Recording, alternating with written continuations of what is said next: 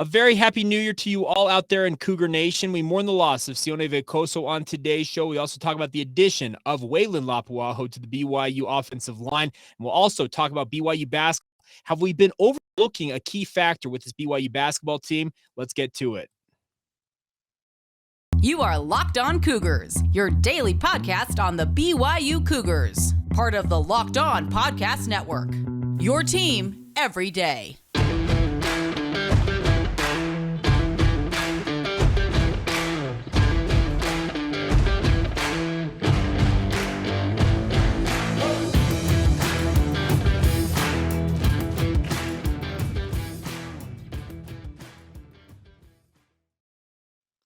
What is up, everybody? I'm Jake Hatch, your host here on Locked On Cougars, your resident BYU insider. Thank you for making Locked On Cougars your first listen of the day. Always appreciate you guys checking out the show. Very proud to be part of the Locked On Podcast Network. Of course, the motto is your team every day. And as such, we are your only daily podcast focused on the BYU Cougars. Today's title sponsor to kick off the New Year's are old friends at LinkedIn. LinkedIn Jobs is helping you find the candidates that you want to talk to faster. Your job for free at linkedin.com/lockedoncollege. Terms and conditions apply. All right. Once again, thank you for joining us. The goal here, simply stated on this podcast, is to make you guys the smartest BYU fans in the room. Let's start off on the offensive line for BYU on today's show as we kick off the New Year's. Some up and down news on the offensive front for BYU. We'll start off with the good news. BYU announced the addition, or I guess the official announcement came via Weyland Lapuaho. Utah State transfer offensive lineman announced his commitment to the BYU football program. Now, Lapuaho, if that last name sounds familiar, we talked about him last week on the podcast. He is the cousin of Louis Lapuaho, who played for BYU as an offensive lineman in his own right. And Weyland comes to BYU with some bona fide accolades to his name. He started multiple games, I believe at least 11 of them this past season, as a true freshman for the Utah State football program, a product of Bingham High School in South Jordan, Utah. This is a kid who I think is absolute a great addition for the BYU football program, most notably because of the losses of the interior of BYU's offensive line. Think about this. Clark Barrington moves on, who was a stalwart at BYU's left guard spot. At the right guard spot, it was a kind of a rotation between Harris LaChance and Joe Tukuafu, who both of which have moved on now with their own playing careers. So there are opportunities at both guard spots for a guy like Weylin Lapuaho to come in and compete right away for playing time. He started at right guard most of the season for Utah State, and I think he'll figure to reprise that role either at left or right guard for the BYU football program. He's got solid size for a guard, 6'4", 310 pounds. I'm not 100% convinced he's actually 6'4", but regardless, he is a road grader on the offensive line and showed flashes of a guy who can really be a key piece of a rebuilding BYU offensive line going into the Big 12 era this year. That's the nice part about this is he went to Utah State, got a bunch of seasoning, played a ton of games that otherwise, had he maybe even picked BYU at a high school, but was not offered by the Cougars, if I recall correctly. Actually, right now, he was not offered. He comes to BYU having played more games than he could have ever have hoped to play probably at BYU before arriving in Provo. So that's actually the positive thing if you're the BYU Cougars is you get a proven commodity along the offensive line who also has 3 more years of eligibility, including a redshirt year. So he's got 4 years to play 3 in his college career. This is the type of transfer pickup that is absolutely awesome for BYU. And I know it burns programs like Utah State to have a guy come in, play a bunch of games, then decide, you know what, I'm out, I'm moving on. But that's just kind of the simple fact of the matter when it comes to college football in this day and age. Guys are going to move on. They're going to make decisions that they believe are in their best interest. And Weylin Lapuaho decided this was in his best interest. I think this is an absolutely phenomenal pickup for the BYU football program. Now, conversely, along that offensive line, let's also talk about the tragic, and I'm just tragic loss. Late Saturday night, if I recall correctly, is when I started initially getting texts and frantic people asking me, like, have you heard about this? And Sione Veikoso, BYU transfer offensive lineman in his own right, came to BYU from Arizona State after having served a mission for the Church of Jesus Christ of Latter-day Saints. He passed away near his home in Kailua, Hawaii, after helping, I guess he was working with a crew of 5 other men building on a construction project, and a retaining wall, 15-foot tall retaining wall partially collapsed and apparently buried Veikoso. He ultimately succumbed to his injuries. And Just an absolutely tragic story, because the more I read about Sione Veikoso's background, this was a kid who had overcome a lot. He lost his mom, who raised him as a single parent in high school. His aunt and uncle took him and his siblings in to raise them as their own. Like I said, ultimately served a mission for the Church of Jesus Christ of Latter-day Saints. Was a guy that BYU was hot on his heels in high school. Ultimately opted to pick Arizona State out of high school, but then came home and decided BYU is where he wanted to be. And similar to what I just talked about with Weylin Lapuaho, Sione Veikoso was a guy that was going to probably start for BYU either at guard or tackle next year. There's a very real possibility that with Kingsley Suamataia in most people's minds, and mine included, making the flip from right tackle to left tackle, I assumed a guy like Sione Veikoso at 6'7" or 6'8", and I think he was 300 and some odd pounds on BYU's roster. He seemed like a very natural addition at that right tackle spot. If not capable of playing right tackle, then you slot him in at guard, and I think he would have been an absolute day one starter in the Big 12 era for BYU. But alas, as it is, we are mourning his loss on today's show. And it's just, to lose somebody at 22 years old, it's just, I don't know how to adequately describe it, because the University of Utah also had their situation with Ty Jordan and Aaron Lowe passing away over the past couple of years. And these are young men who have lived their dreams. They're living dreams that many of us had. I had dreams of playing college football. I was ultimately never going to come to fruition, but these are young men who in the prime of life, 19, 20, and in the case of Sione Veikoso, 22 years old, their lives are lost. And it's unfortunate, because it sounds like just a tragic accident. And that's just, it's one of those things that you look at and say, wow, like why this young man? Why this time? But you know what? BYU football program's gonna have to move on without him. And it hurts to have to talk about stuff like this, because you want to be all upbeat. And that's what I try to do on this podcast, trying to keep it as positive as I possibly can, and make sure you guys are feeling good about BYU. But this is just an absolute gut-wrenching, awful loss to have Sione Veikoso pass away. So it's kind of bittersweet, because you learn Friday night that Weyland Lapuaho is committing to the BYU football program. You're like, okay, he adds to a pretty good core of offensive linemen to probably mix and match and find the right combo of 5 guys to start for BYU when they begin the Big 12 era next September. And then Saturday night, just this absolute gut-wrenching loss of losing one of the guys you had in that mix as a potential starter for the BYU offensive line. So let me just express my condolences and say that my thoughts, prayers, and my financial means, I contributed to the fund out there to help support the Veikoso family at this time. If you have not done so, you can go on the BYU Cougars website. You also can find it on social media.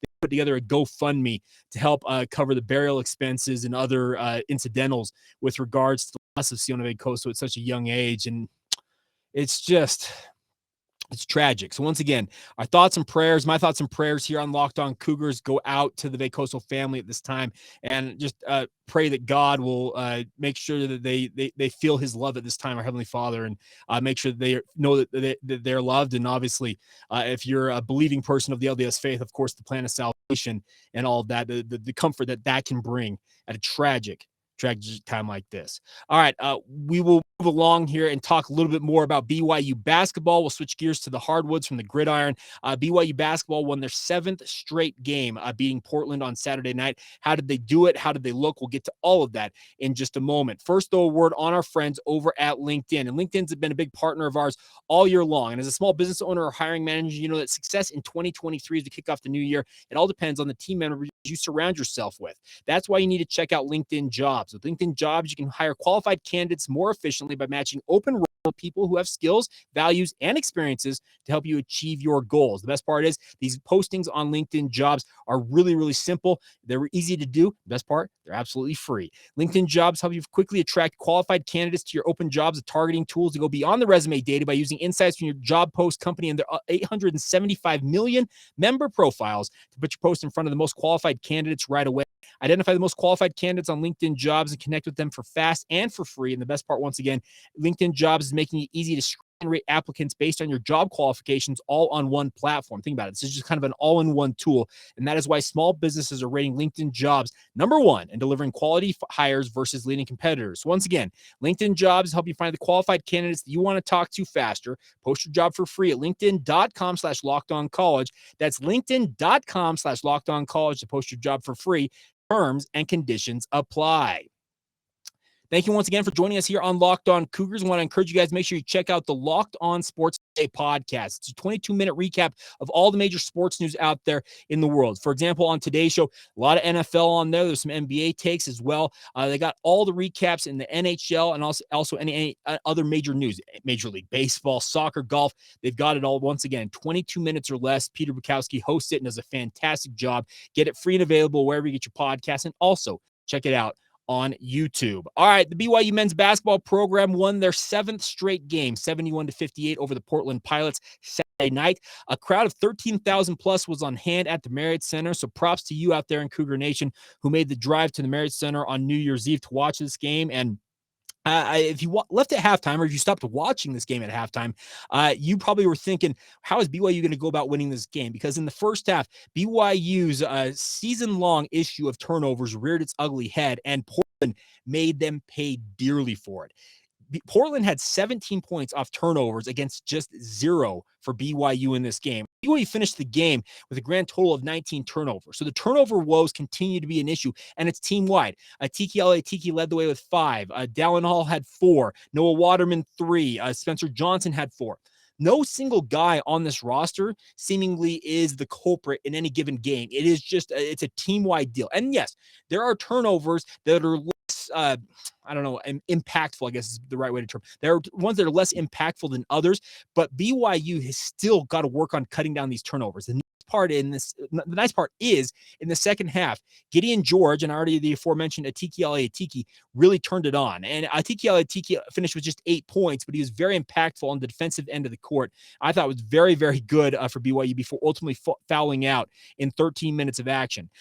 For his efforts, Gideon George scored a team-high 20 points in this game, also had 9 rebounds and 3 assists. This is one of those games that Gideon George just kind of it's that tantalizing, like, okay, if he could harness this and bring this every single night, he absolutely would be the NBA prospect he aspires, and I think everybody hopes that he could ultimately become. But the problem is, it feels like for a guy like Gideon George that a game like this comes along once every 3 or 4 games. I hope he's able to follow it up this week as BYU heads out on the road for 2 big matchups in West Coast Conference play, because they absolutely could use this type of Gideon George offense as they get going here in the West Coast Conference. They're headed to LMU on Thursday night. It's a 9 o'clock tip on ESPNU. They'll follow it up on Saturday with matchup at San Diego down there in the Slim Gym. So a big weekend coming up because LMU got you riding high a little bit. They've actually been really shooting the ball really, really well. And they're obviously, when BYU comes to these West Coast Conference venues, and these will be some of the final times ever that BYU will be in some of these venues, they obviously are going to be a little more pumped and juiced up for this game. But the nice part is BYU, for just the 4th time in 12 West Coast Conference seasons, the Cougars are off to a 2-0 start in West Coast Conference play. Now, that 2-0 start, obviously, you're not playing who's who of the West Coast Conference so far, because Pacific and Portland are far from world beaters and teams that are going to contend in the West Coast Conference this year. But the nice part is BYU overcame all kinds of issues, and they've had, I think, a combined 41 turnovers in both of those games, and have found ways to roll to pretty sizable victories. In the case of Portland, it was 13 points. In the case of Pacific, it was 20 points. So this is a BYU team, yes. The turnover issues when they go up against the likes of St. Mary's, USF, Gonzaga, you can't have 19 and 20 turnovers against those teams, because those teams will make life miserable for you, because they're far more capable of just beating you heads up or straight up than a team like Portland was. But BYU in the second half was able to turn it around, and ultimately, I think they ended up, what was it in the second half? I wrote this down. Let me find it real quick. They were 12-3 in points off turnovers in the second half. So obviously they turned it around in the second half. The other part of it was Gideon George got going offensively, and BYU just started taking care of the ball a little bit better. That's the nice part. So the good news is BYU has won 7 straight in basketball, and they're sitting pretty right now, 12-5. They're probably going to finish at worst, I feel like, 4th in the West Coast Conference. I think that 3rd, 2nd's not out of the realm of possibility. Gonzaga just seems like just a team that you're like, okay, be nice to have had a chance to win the West Coast Conference at one point during BYU's long tenure. I guess not necessarily long, but pretty sizable tenure in the West Coast Conference. The way Gonzaga is rolling right now, sure doesn't seem like this is the year they're going to fall off. So I think if you're BYU, just keep your heads. And that's the nice part about BYU basketball. If they continue to grind and just kind of push forward here, this is a team that is very, very capable of being a power player in the West Coast Conference, especially considering the rocky start that BYU had. Think about this. They were sitting at 5-5, and they've reeled off 7 straight victories. It was a really up and down and kind of downright ugly start to the season. Think of some of the losses BYU endured, that South Dakota loss, the U loss, and just some of the ways that BYU squeaked out victories that were completely unimpressive this earlier this season. And suddenly to have them sitting at 12-5, just a month after some of these struggles, it's a really, really good look to have for not a good look. It's a good place for BYU to be right now as the new year kicks off. So I guess if I had give you guys some New Year's resolutions for BYU basketball for the rest of the basketball season upcoming, number one thing, cut down on the turnovers. I'm a broken record on saying this, but those turnover woes, yes, you're always going to have turnovers in games. That's just kind of part of the game of basketball is to have turnovers. But for comparison's sake, Portland had, 11 turnovers versus the 19 for BYU. 11 turnovers is far more palatable. And I know that Mark, he's talked about this. We need to cut down on the turnovers. You got to stop giving the ball away. And it made life miserable for BYU in that first half. Christian Scholand, this ended up being the star of this game, had a career high 32 points. He was absolutely balling out, and he was a beneficiary of many of those turnovers in the first half for BYU. The Cougars did clamp down on it in the second half, but I want to get them back to playing how they were at kind of the early part of this win streak. Think about Creighton. They didn't have that many turnovers, and they were able to manage themselves and handle their business. So BYU as a team right now, they're in a good spot. But the biggest thing is, I'm just pulling this up right now. Let's see, turnovers. They're averaging 15.9 for the season. If they can get that down into the low teens on average, and I guess if they average low teens the rest of the way this season, that's probably my top request, my New Year's resolution for them is take care of the turnover woes. The other thing about this is shooting the three ball, 33.3%. Okay, they're making 1 out of every 3 3-point shots. They need to be shooting it better. As a team, field goal percentage wise, 44%, you can deal with that. That's actually not a bad shooting percentage, but you need to see more of the 3 ball going in consistently for BYU. When they make the 3 consistently, life's pretty good for BYU. And the last little bit has been a little more consistent shooting the 3 ball, but you want to see that be a little more consistent. The last thing for me, and it relates to the 3 ball, I want to see Fousseyni Traore. He has not attempted a 3 this year. And maybe he doesn't have it in his arsenal, but the biggest thing for Fousseyni Traore, I feel like, is for him to really unlock his offensive game. I feel like he needs to learn how to at least shoot outside. I'm maybe not out to the 3-point line, but if he could make a 15 to 18 footer out there and cause opponents to have to step away from the rim, that would open the middle of the floor for him to be far more effective. Maybe he has it in his arsenal. He hasn't shown it to us yet. I would venture to say if he hasn't shown it quite yet, he probably doesn't have it in the tool belt, but I'd like to see him develop that. And if that could be something that he could use here in West Coast Conference play, I think it'd make him a far more effective basketball player as we come into the West Coast Conference portion of the slate. Obviously, the final 2 months of the regular season staring us in the face here as we head toward March. All right. There you go. Some thoughts on BYU basketball, some New Year's resolutions. But the biggest thing is, folks, they've won 7 straight games. So there's not a lot to complain about. But when you're winning things like you are, there's still things to nitpick because it doesn't feel like this BYU basketball team is playing anywhere near its peak capability right now, does it? So obviously you want to see them clean some things up, and obviously continue to have a good run here. And I think I have a good chance this week of running that record to 4-0 in West Coast Conference play. But you do have Gonzaga coming up a week from Thursday. So it's a huge game just over a week out. So looking forward to that one, but we'll continue to track everything with BYU basketball as we move forward here. All right. As we round out today's show, we'll get to some final notes on BYU women's basketball. Also, begin our look back at all 155 games of BYU's independent era. I promise you guys we're doing this in the new year. It's our way over the next, I don't know, I remember how many days we've got until BYU kicks off against Sam Houston State anymore. It's somewhere in the 240s, but we are going to be getting you guys ready for it with a look back at all 155 games of BYU's independent era. We'll get to all of that in just a moment. First, though, a word on our friends over at Bet Online. They are your number one source for all of your sports betting information, stats, news, and analysis. Get the latest odds and trends for every professional and amateur league out there, from pro football to the college bowl season ongoing. By the way, the college football playoffs, talk about a barn burner set of games on Saturday. The best part is they also got basketball, anything else you want. Tiddlywinks, I feel like they've got it for you guys. They've got it all right now.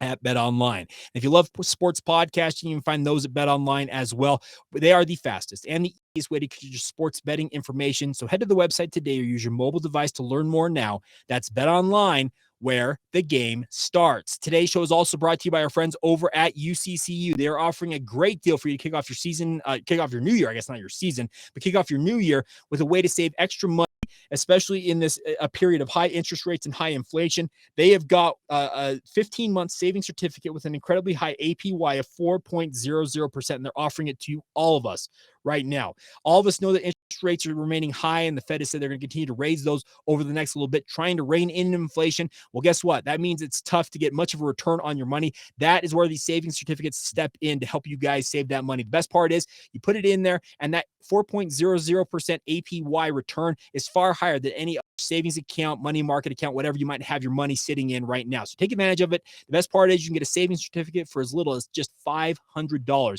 making it an awesome opportunity for every type of saver, both big or small. It's really simple. Open a UCCU savings certificate today. You can do it online, over the phone, or just stop by any UCCU branch. But remember, this offer is for a limited time only, so jump on it right now. The best part is UCCU can make it really simple. Once again, you can start online by going to uccu.com to learn more. And by the way, if the terms of that 15 months and the 4.00% APY don't fit what you're looking for, we've also got a variety of term options to help match your specific needs. So start now, uccu.com to learn more now. That's UCCU. Love where you bank. Thank you once again for making Locked On Cougars your first listen of the day. Thank you for joining us, as always, here in the new year. And if you haven't already, I would encourage you guys to share this with your family and friends. We just went through the holiday season, but make sure to tell your family and friends about this podcast. And if you are interested in advertising with the podcast as the new year gets going here, get you covered every day. We don't stop during the football offseason. We go all year round. So if you want to advertise with the podcast, we would love nothing more than for you guys to be with us. You can email us for more information. LockedOnBYU@gmail.com is the email address to get more information and hopefully have you guys be a sponsorship partner with us here on Locked On Cougars. All right, before we go on today's show, the BYU women's basketball team got a really, really nice game from Nani Falatea. She scored 24 points as BYU routed St. Mary's 66-41. And I just talked about BYU men's basketball really rounding in form and having a good run in the month of December. Well, the women's basketball team, they're finding their form as well. So that's the nice part is that the women's basketball team, yeah, maybe we were a little harsh earlier on. I include myself in terms of looking at this team and saying, okay, this is very much a rebuilding year. And it still feels like a year where BYU is going to have to still find ways to manufacture wins and really get this roster set up. But it just got a commitment from Jennifer Isai, who was a former top 40 overall recruit, went to Oregon for a minute and decided to transfer and is coming to BYU. So suddenly the women's basketball future doesn't look necessarily as bleak as it once did. So that's, I guess the good news is if you're a basketball fan, if you're a hoops fan, both the men's and women's side of things for BYU right now, as we kick off the new year, things aren't looking nearly as bad as they did just a month ago at the start of December. So congratulations to the women's basketball team, especially Nani Falatea. That's a fantastic showing for her. 24 points in that rout of St. Mary's. All right. And now as we will do over the next however many months until we have BYU football back in our lives, 9 months, I guess, 8 months at least, we're going to start looking back at all 155 BYU games of their football independent era. And many of you will recall, and I think there were thousands of you who made the trip. I did not make it, and I regret not doing it. BYU opened their independent era with a road trip down in the Grove against Ole Miss. It was a 14-13 win for BYU and kicked off independence. Let's be honest, in a thrilling way, because many of us wondered, okay, how good is BYU really going to be? And going up against an SEC team, albeit Ole Miss was like, okay, they're middle of the pack at best SEC team, but can BYU hang with an SEC program? Well, late in the game, Kyle Van Noy decided, you know what? If our offense is struggling to score and they'd only scored 7 points to that point, well, I'll handle it myself. Here you go. All the memories, Kyle Van Noy. What a foreshadowing, by the way, of what the future might hold for that young man, if you think about it, because he was just absolutely phenomenal the rest of his career at BYU and has now gone on to just have monster seasons in the NFL, 2 Super Bowl rings with the New England Patriots. He actually had a strip sack just yesterday for the Los Angeles Chargers. KVN, what a player and what a way to win that game to kick off the era for BYU in Independence 1-0. And I remember watching that game thinking, oh my goodness, is this team really going to do this? Are they going to be that good? And I know it's one game, but come on, when you see games like that happen and you go to the SEC and win a game like that, and it's a new thing, BYU being an independent football program after decades upon decade of being a member of a conference, it was like, wow. What a way to kick it off. But Kyle Van Noy is the hero for BYU. Other stars in this game, Jake Heaps did have 225 yards passing, 1 touchdown against 1 interception in this one. JJ DeLuigi, a name you probably haven't remembered in a hot minute, led the way in rushing for BYU with 56 yards in this one. And then Ross Oppo hooking up with Jake Heaps with the lone pass reception for a touchdown in that game. He led the way with 4 receptions for 46 yards in the game for BYU. So it was a fun way to begin the independent era for BYU. But the very next week, we know how difficult things can be as a member of the independent side of things. And we'll talk about that on tomorrow's show. All right, that's going to do it for this Monday edition of the show. Once again, a happy new year to you all. Our thoughts and prayers once again go out to the family of Sione Veikoso on the loss of that young man. May Sione rest in peace and look over all of us. I look forward to BYU dedicating the upcoming 2023 season to the memory of their fallen teammate. But we'll have plenty more coverage for you guys in the coming days and weeks again when it comes to all things BYU. But join us again tomorrow. We'll talk BYU football once again, looking back at the independent era for BYU and a look back at the history books. We'll also get back to what we call our debriefings of the BYU's 2022 season, looking at a position group, how it performed, and what the future may look like as well. It's kind of a look back with a peek ahead as well. Get to that on tomorrow's show as well. But until then, have a great rest of your day. Thanks again for joining us. Make sure you check out our friends over at the Locked On Big 12 podcast. Make that your second listen right now. Make sure you get caught up on all the big news with the Big 12, especially with the national title contender in TCU playing all the marbles a week from tonight down there at SoFi Stadium in LA. Josh Neighbors will get you covered with everything when it comes to the Locked On Big 12 podcast. For myself, Jake Hatch, I once again thank you for your time every single day joining us here. This has been the Locked On Cougars podcast. See ya.